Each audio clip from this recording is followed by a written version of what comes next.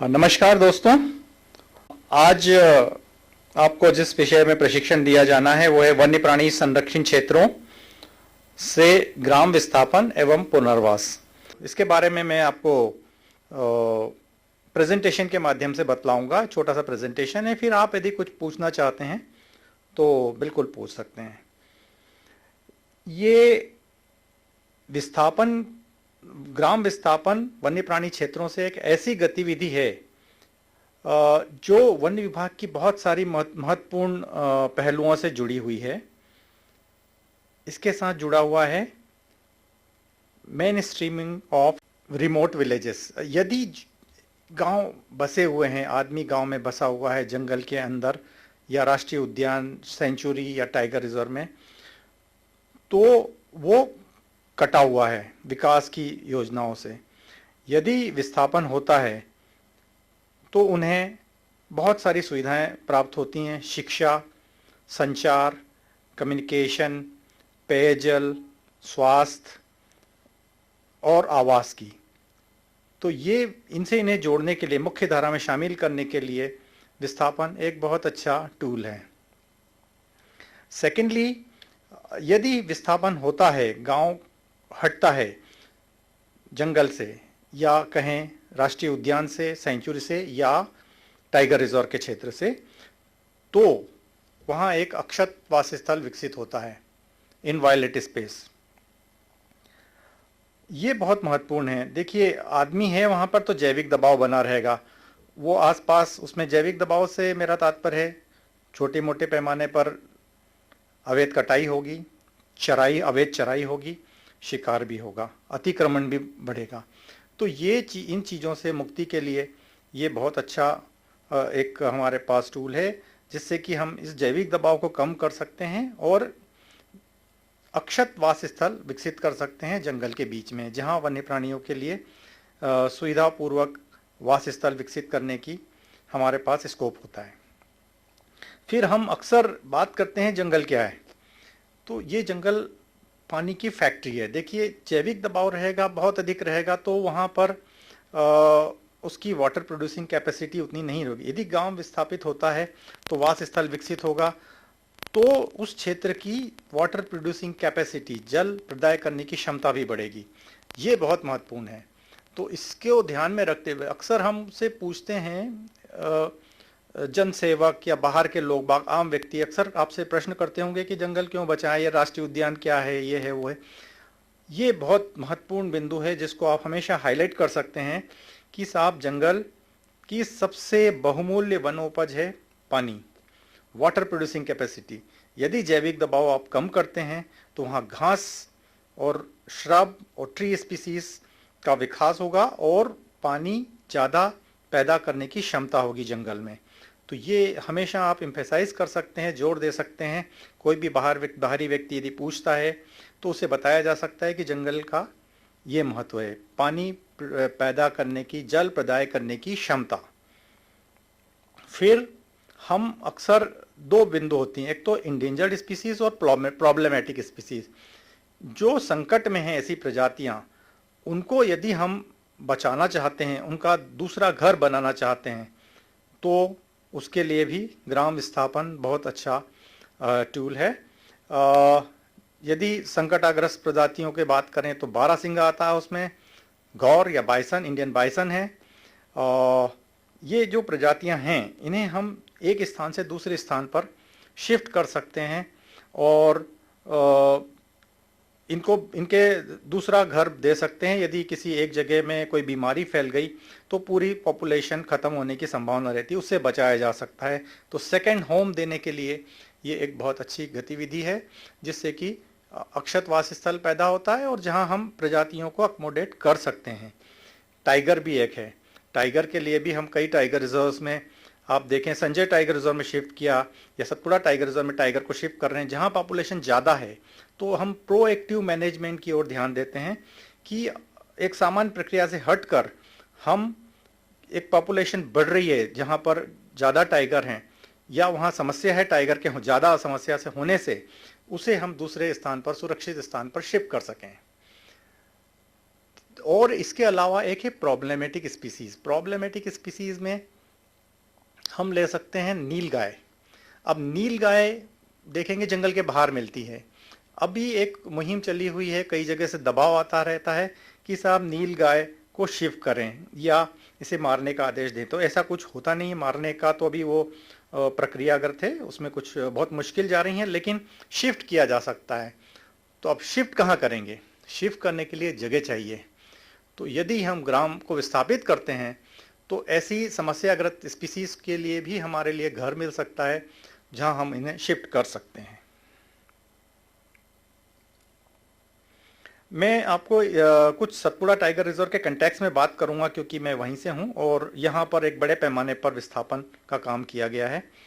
आप देखेंगे Satpura tiger reserve की तरह और भी जितने टाइगर रिजर्व्स हैं वो किसी न किसी जलाशय का जल ग्रहण क्षेत्र बनाते हैं। ये सतपुड़ा है, तवा जलाशय का जल ग्रहण क्षेत्र है और बाघ का महत्वपूर्ण वास स्थल है।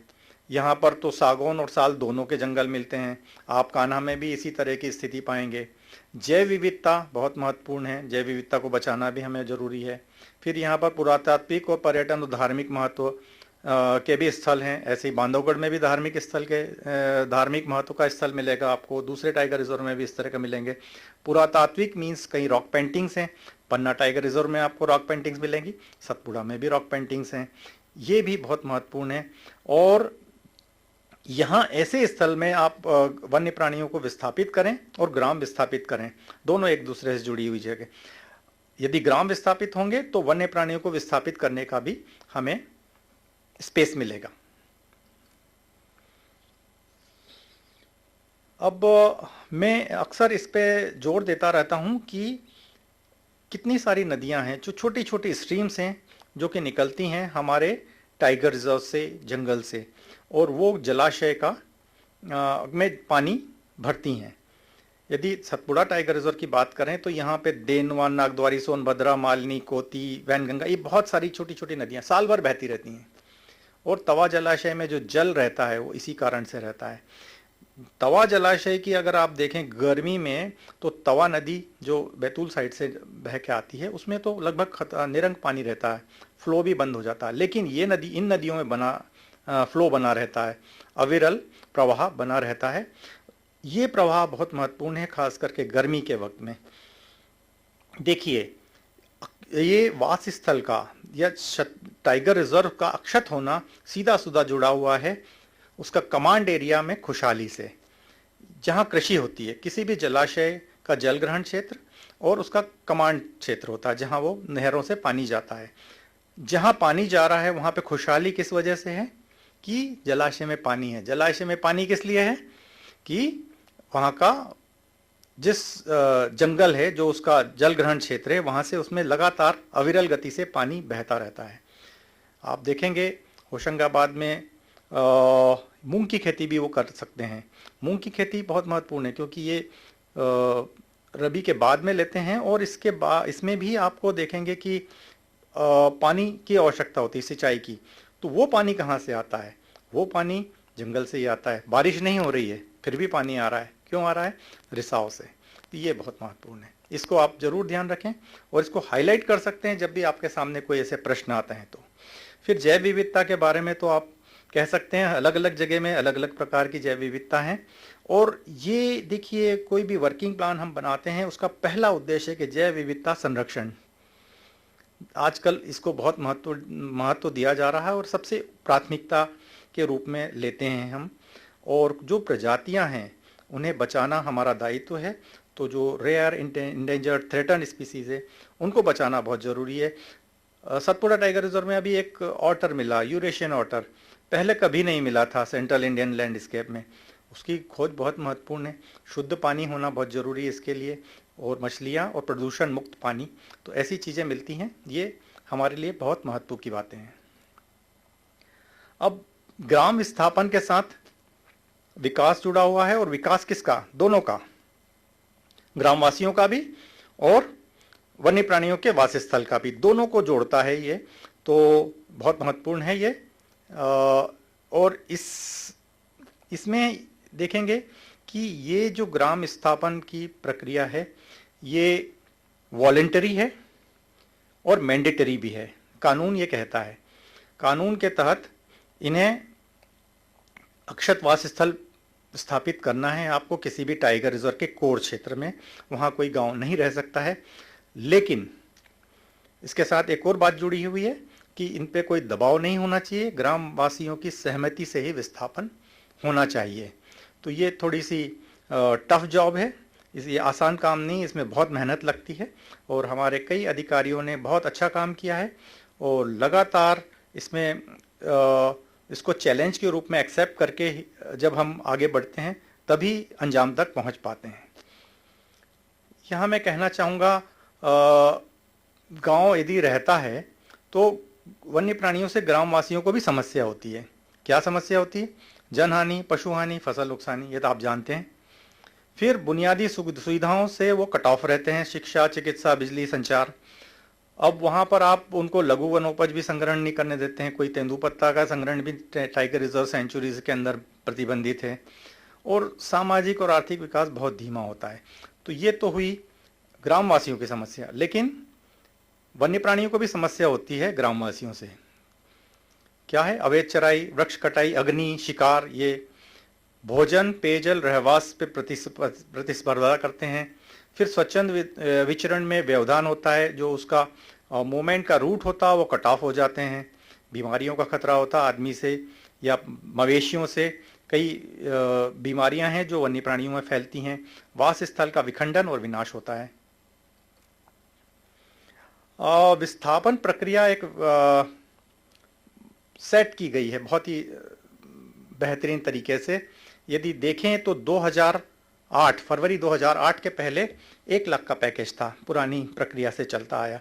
लेकिन फरवरी 2008 के बाद एक उसकी विस्थापन नीति बनी और उसमें 10 लाख का पैकेज दिया गया और यही बाद में इसको रिवाइज भी किया गया 26/5/2011 में, जो एनटीसी की गाइडलाइंस हैं। अब इसमें सॉरी, आपको यदि विस्थापन का कार्य करना है तो ग्रामवासियों से सतत संपर्क और सहमति प्राप्त करना होता है।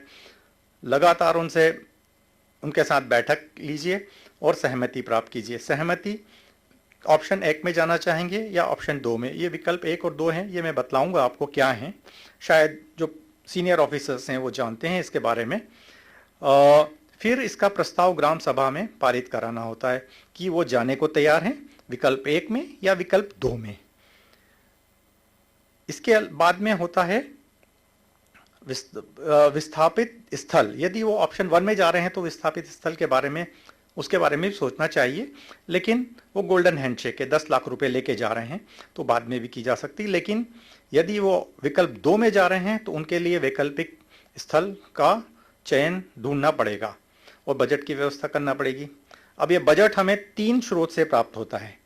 3 स्रोत, एक तो विकास शाखा से जो कि 510954 क्षतिपूर्ति मद में मिलता है, इसमें कई विस्थापन हुए हैं।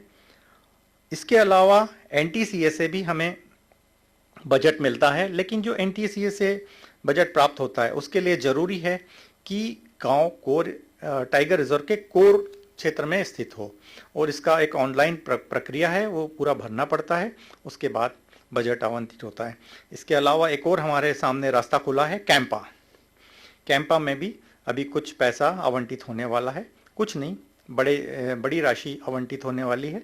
तो जहाँ जहाँ भी ऐसा स्कोप है, गांव विस्थापित किया जाना है और पैसे की आवश्यकता है, तो कैंपा के अंदर प्रस्ताव भेजे जा सकते। ये 2 ऑप्शन हैं। ऑप्शन 1 में तो गोल्डन हैंडशेक है, 10 लाख रुपए दिया और उनको आप बाहर विस्थापित कर दीजिए, लेकिन इसमें हमें हैंड होल्डिंग करना पड़ेगा। ऐसा ही नहीं कि पैसे दे दिए तो वो सीधे चले जाओ, उनको ध्यान रखना पड़ता है, उनका खाते में जमा होता है पैसा, पति और पत्नी के जॉइंट अकाउंट में, और कलेक्टर का भी उसमें जॉइंट खाता रहता है और वो विड्रॉवल में भी उसमें लिमिट रहती है। कुछ जो दिशा निर्देश हैं आप देखेंगे, पुरानी गाइडलाइंस हैं, उसमें कई जगह 1 लाख रुपया सेविंग अकाउंट में या 2 लाख रुपए सेविंग अकाउंट में रहता है और बाकी फिक्स डिपॉजिट रहता है, या कई जगह तो उन्होंने corporate liquid term deposit account भी हैं, जिसमें कि उसका जो इंटरेस्ट होता है वो सेविंग अकाउंट में ट्रांसफ़र हो जाता है। तो लगभग 5,500 से 6,000 रुपया प्रति माह उसको वैसे ही मिलता रहता है।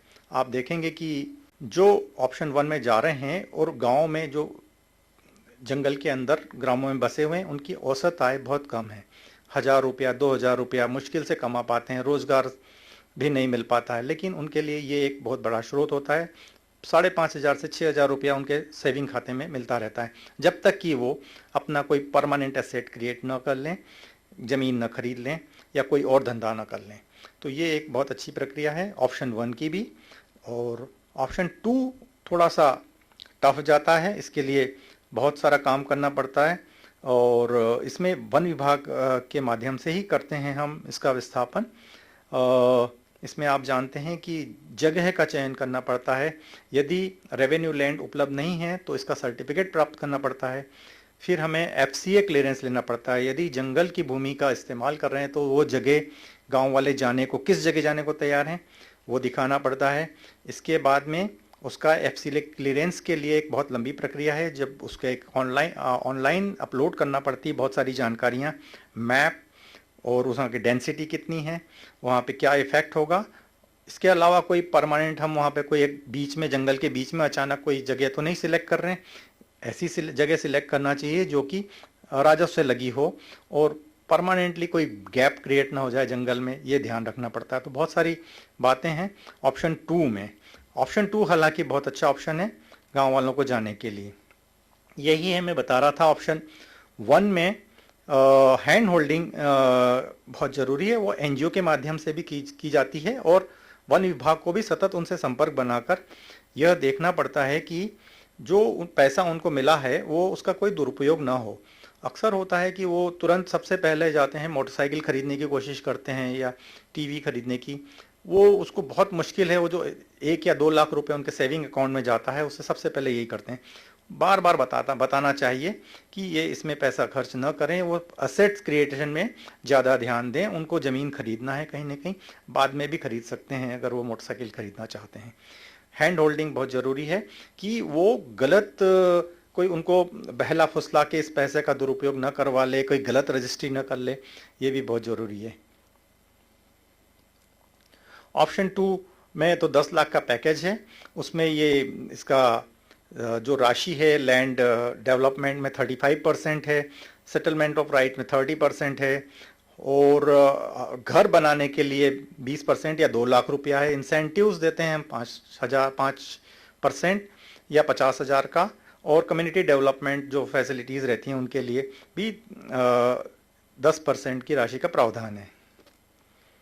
परिवार की परिभाषा तो वही है, 18 साल से कम का कोई भी वयस्क पुरुष महिला, और अगर अवयस्क भी है और उसके माता पिता की मृत्यु हो चुकी है तो भी उसको अलग परिवार माना जाएगा। ये एनटीसीए ने अपनी गाइडलाइंस में स्पेसिफाई किया है। इसके अलावा इस प्रक्रिया को लगातार इसकी मॉनिटरिंग करने के लिए एक स्टेट लेवल मॉनिटरिंग कमेटी है जिसकी के अध्यक्ष चीफ सेक्रेटरी हैं, secretary of related department members हैं, पीसीसीए भी मेंबर हैं और मेंबर सेक्रेटरी सदस्य सचिव उसके चीफ अलग वार्डन हैं। डिस्ट्रिक्ट लेवल कमेटी ये बहुत महत्वपूर्ण है। देखिए इसका भी गठन बहुत ज़रूरी होता है।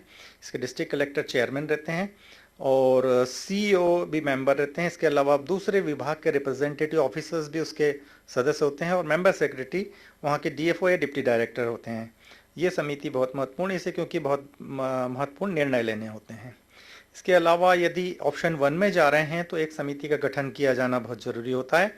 ये कृषि भूमि क्रय करने के लिए उपखंडीय स्तरीय समिति, इसमें भी राजस्व का रहते हैं और सहायक संचालक किसी टाइगर रिजर्व के रह सकते हैं, वहाँ के जनपद पंचायत के सीईओ और परिषद अधिकारी।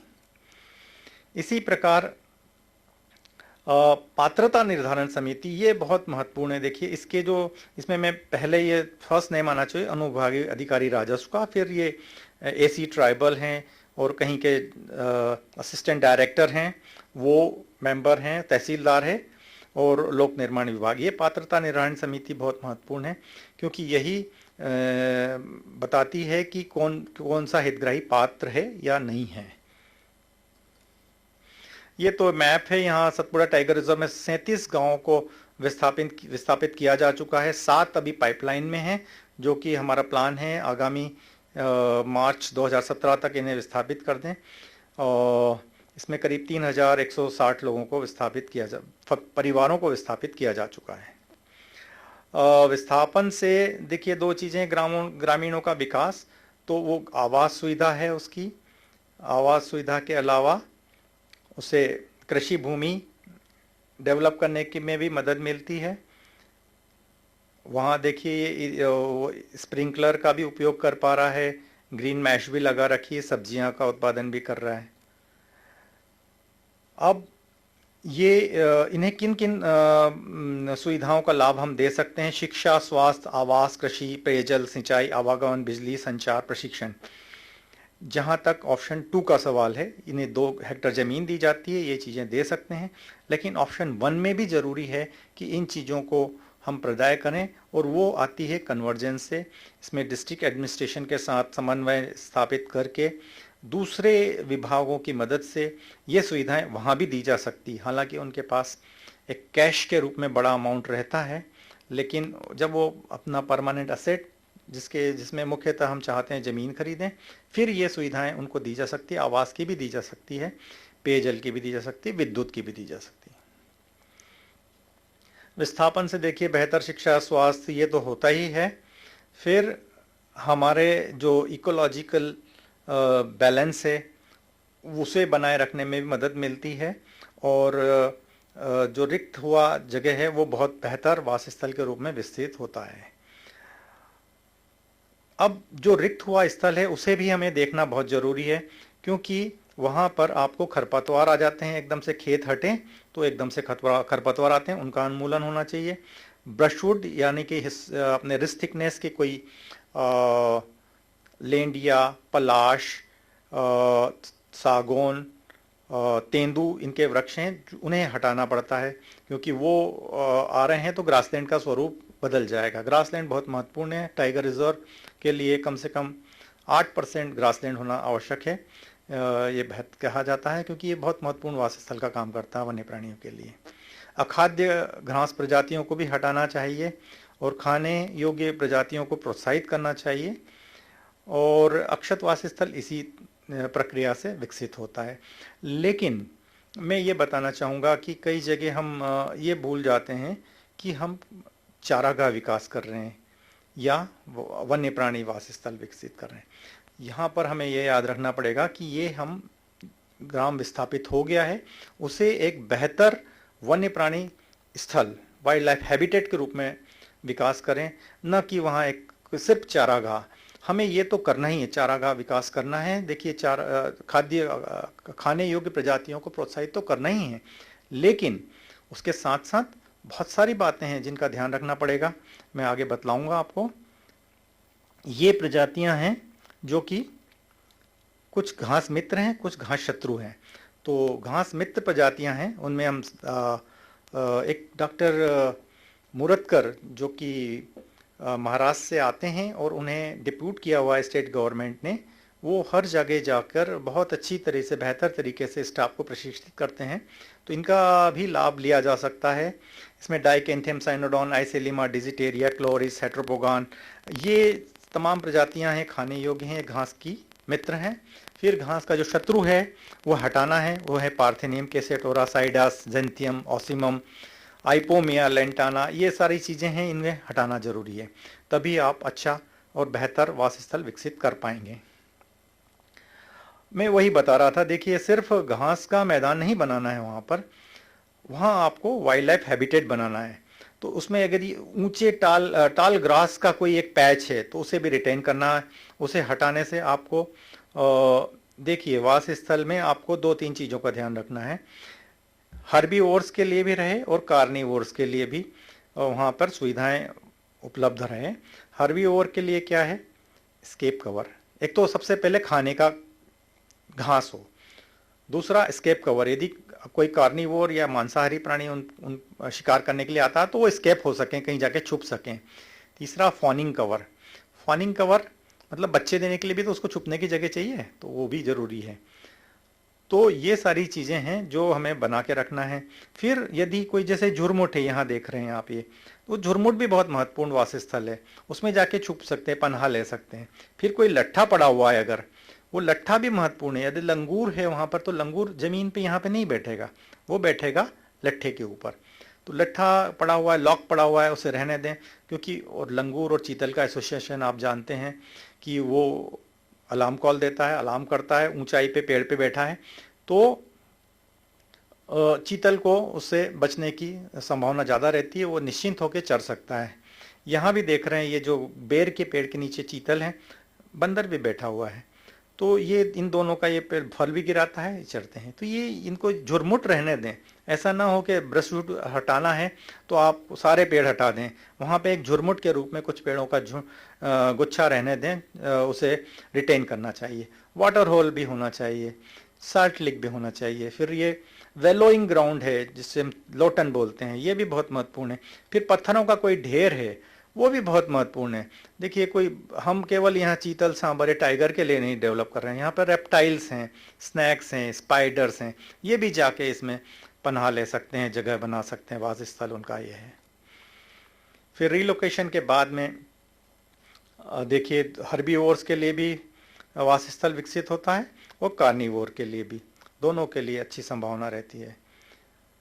ग्राम विस्थापन ये बहुत ही बढ़िया अच्छी सुविधा है।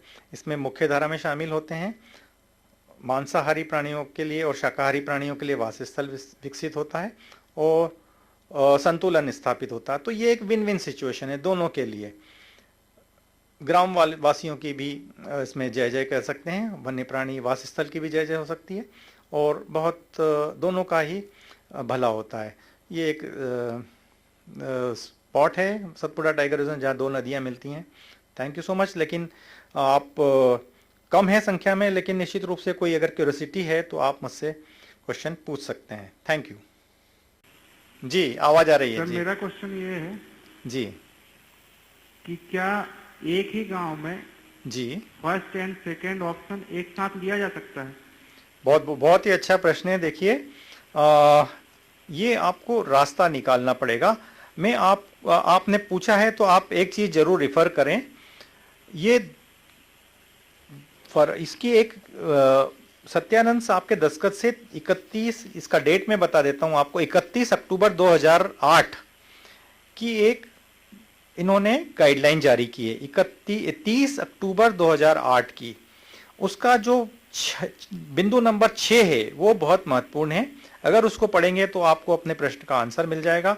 मैं आपको उसको रिपीट करके बता देता हूं। उसमें लिखा हुआ है, स्थानीय परिस्थितियों के आधार पर जिलाध्यक्ष एवं वन अधिकारी आपसी सहमति से उपरोक्त व्यवस्था में पुनर्स्थापन के विभिन्न अंशों में राशि के विभाजन में तथा सामान्य प्रक्रिया में स्थानीय परिस्थितियों के आधार पर परिवर्तन करने में सक्षम होंगे।